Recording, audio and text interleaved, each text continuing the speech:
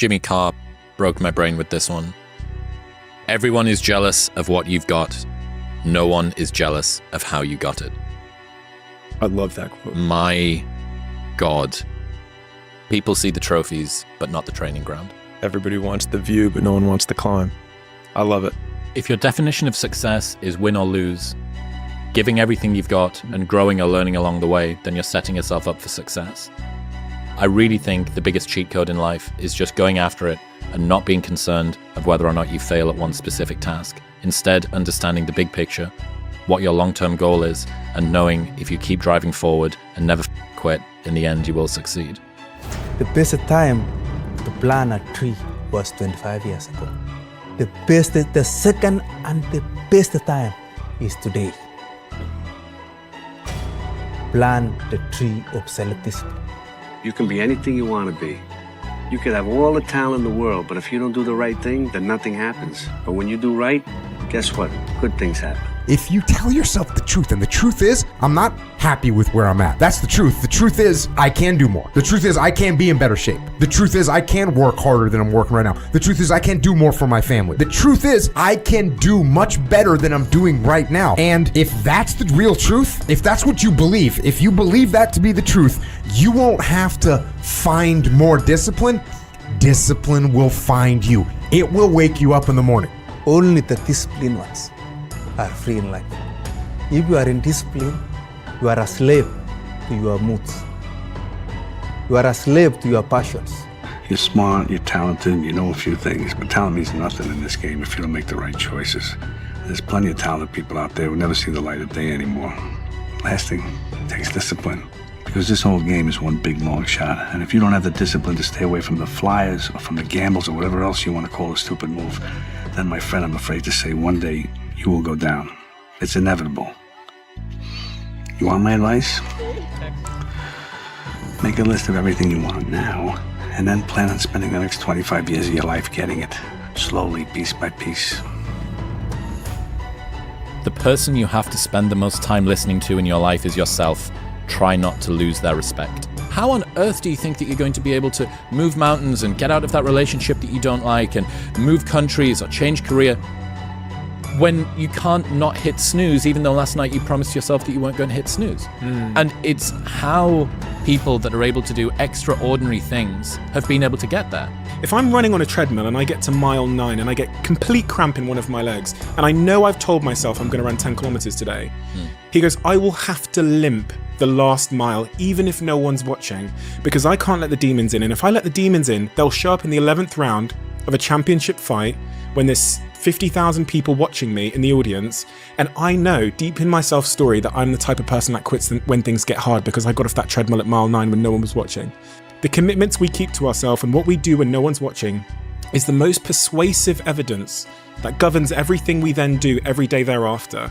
Learn to say you to the world every once in a while. You have every right to. Just stop thinking, worrying, looking over your shoulder, wondering, doubting, fearing, hurting, hoping for some easy way out.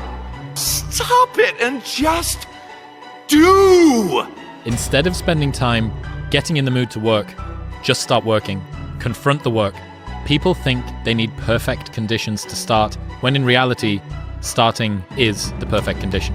One thing important is that we all have these moments in time that either make you or break you, that can determine the rest of your life. The rest of your life can be determined by one simple decision. 19 years ago, 300 pounds, I was spraying for cockroaches. I made a decision to try to be a Navy SEAL. My whole goal was to go on this path every day after work and to run a mile to a mile and a half. This rock was about the 0.5 mark in my run. This rock was a moment that should have broken me. I got 0.5 into it. I weighed 297 pounds. I sat on this rock and I had a decision to make. I wanted to quit. I wanted to give up. I had to make a decision. The decision I made was to get up and keep on going. That one moment changed the rest of my life. Make the moment work for you. There's a moment when every boy realizes no one's coming to save him. And that's when he becomes a man. And some boys never get there and stay children forever. And it's important when we step out of this. Like, this stuff matters because no one's effing coming to save you. No one's going to make you better at your business. No one is going to get you to be a better persuader of people or framer of people other than you. And I just feel like that's one of the more profound philosophical comments. There's a lot of grown men and women that are still boys and girls because they think someone else is coming to change their life. Do you actually want to do this or not? Do you actually want to do this or not? Because if you actually want to do it, what's going to stop you? Nothing. And if you don't really want to do it, what's going to stop you? Just about anything that comes up. Just about any obstacle that gets in your way becomes an excuse. It becomes a reason. It becomes a rationale for not proceeding down that path. And this is interesting too. When you talk to people that went to SEAL training that didn't make it, most of the time it's some reason. There's a medical reason. There's a family problem. There's very few people that look at you and say, "Oh, I quit because it sucked." Passion is free. Nobody can charge you for passion. Nobody can tell you what passion looks like. Because that's all about you. Effort is isolated. The reason why effort is isolated, because nobody can dictate it. Effort is 100% in the mind. No coach, no player, nobody else can make you run to the ball. Nobody else can make you finish a tackle. Nobody else can do it. That's why it's the most isolated things in this earth right now. It's effort. And when you finally figure it out, how to win real battles, it's found through fundamentals. That's what wins championships. That's what wins battles. Blocking, tackling, until they get tired. Because you don't know what tired feels like. When you're built different than everybody else and you have this desire for more and this desire for achievement and this desire to win, everybody else looks at you like you're fucked up. And they'll tell you that too. You know, what the is wrong with you? Like, why can't you just relax? Why can't you just do this? Because I'm just not built that way, man. And as I've gotten a little bit older, I've gotten better at accepting it.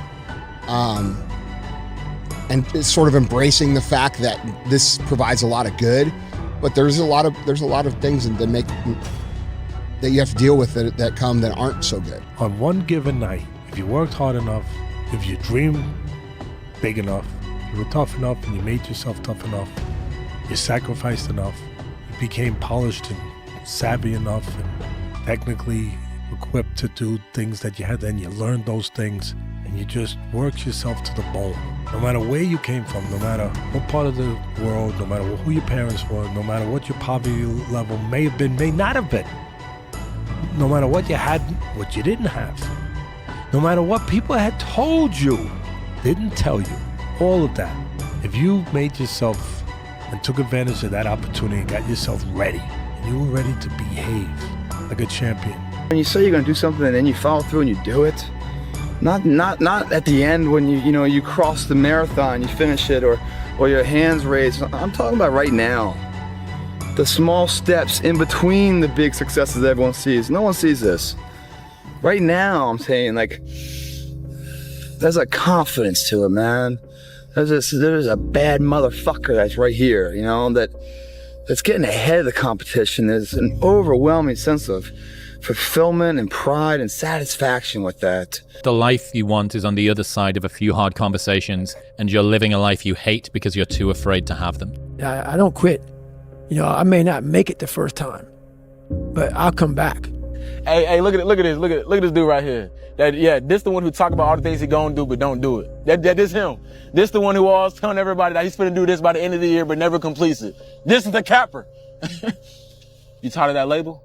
Do something about it. On your journey to self-mastery, you will lose 99% of your friends.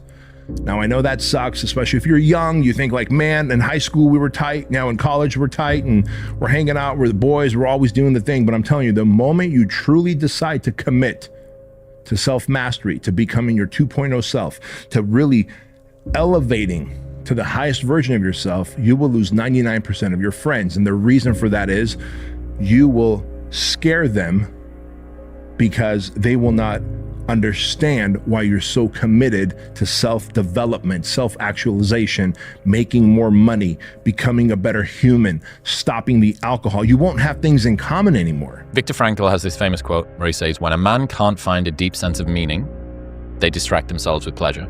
So Frankl is arguing that a lack of meaning causes people to seek temporary relief in superficial pursuits rather than addressing the underlying existential void. But there is another group who suffer with the opposite problem, and this is Frankl's inverse law. When a man can't find a deep sense of pleasure, they distract themselves with meaning. Everybody has bad breaks. Yeah. I've had a shit ton of bad breaks, but you know what I did? I stayed up. Yeah. And I thought through it, and I figured out what the I did wrong, and then I went back. It's like I f***ed up everything I've ever done 100 times. There's no other way to do it. And I've had a bunch of shitty breaks. Everybody has. But you got to realize when you have those shitty breaks what that is. It's an opportunity for you to reassess, reboot, get better, figure out another way, find another way through. People who died yesterday had plans for today. You were given the opportunity to wake up this morning, and you're gonna choose to be mediocre. You're gonna choose to skip cardio. You're gonna choose to cut the leg day short. You're gonna choose to do the same things you said you were gonna change. If you live a life like everybody else, never expect to be great. Well, it's that time of year again. We start to feel real happy. Why? Because we're not going to work. If you believe in Santa Claus and you celebrate Christmas, you're looking forward to Santa Claus coming down the chimney giving you some presents. It's a real good time of year. So in that good time of year, we start to feel real good about ourselves. So I start to feel great. So we start making promises to ourselves about, hey, I'm gonna lose some weight. I'm gonna do better in school. I'm gonna be better here, be better there. But guess what happens? The real Merry fucking Christmas happens when all of that noise is gone, it's quiet, and it's you against you, and now all those endorphins are gone. And I promise you made about getting up early and getting after it to go lose weight, study harder, guess what? It's a lot harder now. That repetition becomes a lot harder now. See, the thing about life, we're gonna die, right? Eventually we're gonna die, but our legacy can live on. The impact can be non-perishable forever, but it's gotta be built right. And we gotta take advantage of the time we have right now. But if you want it bad enough, you find a way. If you don't want it bad enough, you find an excuse.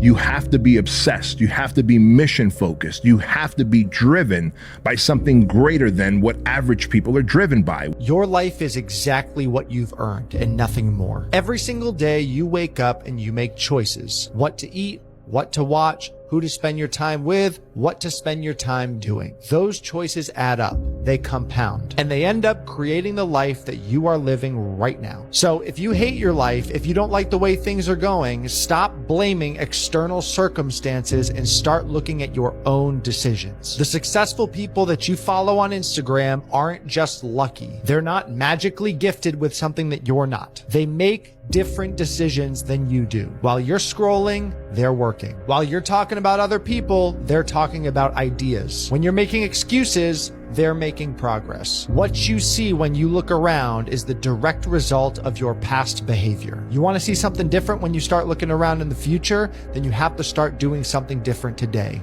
It's really that simple. Stop being surprised by the results that you have been creating. If you want to change the output, you got to change the input. The fact that something seems impossible shouldn't be a reason to not pursue it. That's exactly what makes it worth pursuing. Where would the courage and greatness be if success was certain and there was no risk? The only true failure is shrinking away from life's challenges. This is when I realized I was alone on this earth. I have God alone on this earth, and I have to fix everything. So this is where I started to develop an indestructible mental toolbox. Okay. So I looked in this one guy's eyes who was ringing the bell to quit, to put his helmet down out of Navy SEAL training, and I saw myself. And I saw what everybody said I was gonna be, which was nothing. Fact of the matter is if you want to be good, you really don't have a lot of choices, because it takes what it takes. You have to do what you have to do to be successful. So you have to make the choices and decisions to have the discipline and the focus to the process of what you need to do to accomplish your goals. You know where you want to go. You need your compelling future. You need to keep pushing forward, and you can't expect others to get your dreams because they weren't downloaded in them. They were downloaded in you. If you're too scared to show up and you sit back at home, wondering what if and everything else, no one in hell is gonna call you an opportunity because you weren't present. The winners always show up. They're willing to lose in order to gain. Big mental thing there, guys. This body, as great as you are, as sharp as you make the arsenal, it can't do anything if you don't have confidence in yourself. We all fall down in life. The question is, who gets back up? You go after and you give it all you have. If you lose, at least you tried, man. I failed. It's 10 times more of a man than someone said, what if? Because what if never went to the arena. Life rewards action, not intelligence. Took me a few years growing up to really learn this. I think the smarter you are, the better your excuses. The more accomplished you are in talking yourself out of taking action, in proving to yourself that every action that you could take is too small, too meaningless, and not worth it. You decide exactly what you want, and then you start to think. Now you're going to have thoughts come to your mind of why you can't get it. You have the ability in your conscious mind to reject that idea, kick it out of your mind. Thinking of why you can't do something is never going to do you any good. And keep thinking until you start to think of thoughts of how you can do it. And the way will be shown to you. It comes in the form of images in our mind. Think of how you can and not why you can't. Everything is determined by what you do and you trying to be your best so that you can build on positive performance. And that's the only thing. There should be nothing else. You don't become confident by shouting affirmations in the mirror, but by having a stack of undeniable proof that you are who you say you are. Outwork your self-doubt. But maybe you could get what would really be good for you. Well, why don't you? Well, because you don't try. You don't think, okay, imagine that you were taking care of yourself like you were someone you actually cared for. And then you thought, okay, I'm caring for this person. I would like things to go as well for them as possible. What would their life have to be like in order for that to be the case? Well, people don't do that. They don't sit down and think, all right, let's figure it out. You've got a life. It's hard, obviously. It's like 3 years from now, you can have what you need. You got to be careful about it. You can't have everything.